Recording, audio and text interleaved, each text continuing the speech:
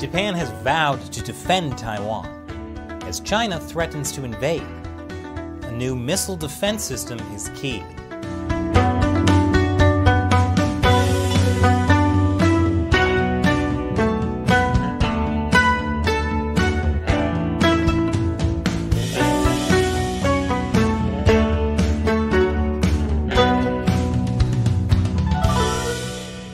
Welcome to China Uncensored. I'm Chris Chappell.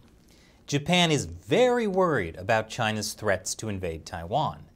That's because if Taiwan falls, the Japanese islands could be next. That's why Japan's Deputy Prime Minister recently said Japan must defend Taiwan if China invades. Another top Japanese defense official recently said the world needs to protect Taiwan. And Japan's defense white paper mentioned Taiwan's stability for the first time ever. And it turns out, Japan has been preparing for a Chinese invasion for years. In 2017, Japan began building missile defense systems on its southern islands. This is a strategic area for the defense of both Japan and Taiwan. The Ryukyu Islands, which include Okinawa, Miyakojin, and Ishigaki, are to the sides of the Miyako Strait. It's an important seaway the Chinese military could potentially use to enter the Pacific. They're also near the Senkaku Islands, Japanese-administered islands that China also claims. But the southernmost island, Yonaguni, is just under 70 miles away from Taiwan. You can actually see Taiwan from it. Missile bases on these islands would be critical to the defense of Taiwan if Chinese forces tried to surround Taiwan on multiple fronts. They could also provide a staging ground for U.S. forces. So Japan has big plans for these islands. More after the break. Welcome back. Japan has been putting missile bases on its southernmost islands for years now, but things are beginning to ramp up. In August, Japan's defense minister said, Tokyo plans to deploy medium-range ground-to-air guided ammunition units, ground-to-ship guided ammunition units, and 500 to 600 troops on Ishigaki by the end of March 2023. The Japanese military also plans to put an electronic warfare unit on the island of Yonaguni. That's the island you can see Taiwan from. Japan's defense ministry is also seeking a record budget, $52 billion, to get stealth jets and the long-range missiles these southern islands need.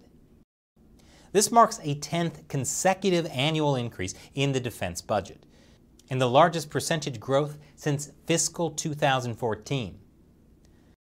But for context, $52 billion is still far less than the more than $200 billion China spends on its military.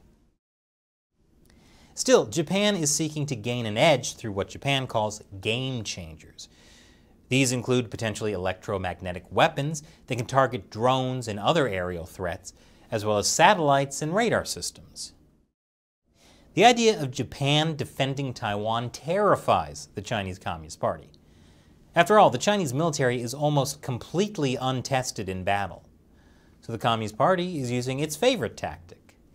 It's trying to convince Japan that a fight with China would be so bloody, there's just no point in having a fight in the first place. Recently, this video was circulating in China, threatening Japan with nuclear annihilation. 我们在解放台湾时，如果日本胆敢武力干预，哪怕出动一兵一卒、一机一舰作战力量，我们不是对等还击，而是对日本全面开战，首战用核弹，连续用核弹，直到日本第二次宣布无条件投降。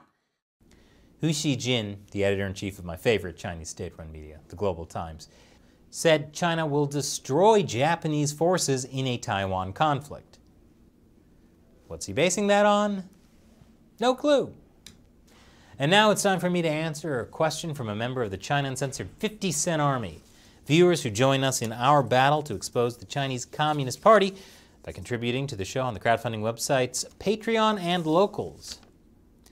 Isaac Puckett on Locals asks, recently the U.S. seems determined to fan out our Pacific bases in order to spread out our bases near China. Will that be enough to combat the Chinese Missile Corps? Great question. For years, basically the entire U.S. Air Force in the Western Pacific was concentrated on just two bases: fighter jets at the Kadena Air Force Base in Okinawa, Japan, and bombers and big support planes at Guam's Andersen Air Force Base.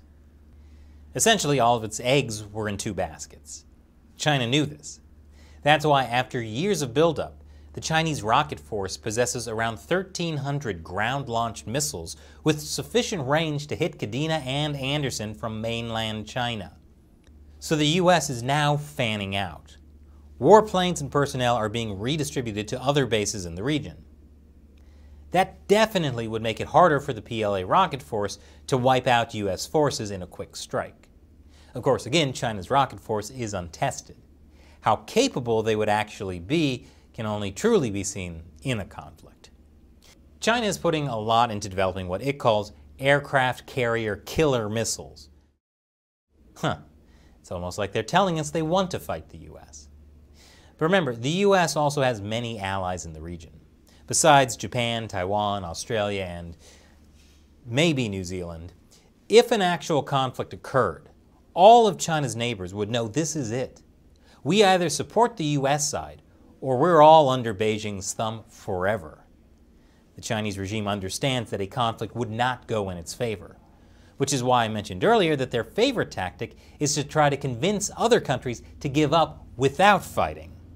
Much easier that way. Thanks for your question and your support, Isaac Bucket. And a big thank you to everyone who's joining us in the fight to expose the Chinese Communist Party to the world.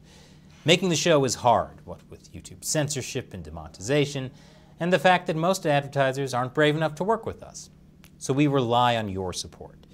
You can join over at patreon.com/China Uncensored or ChinaUncensored.locals.com. You get different perks with each, so check them out. Once again, I'm Chris Chappell. See you next time.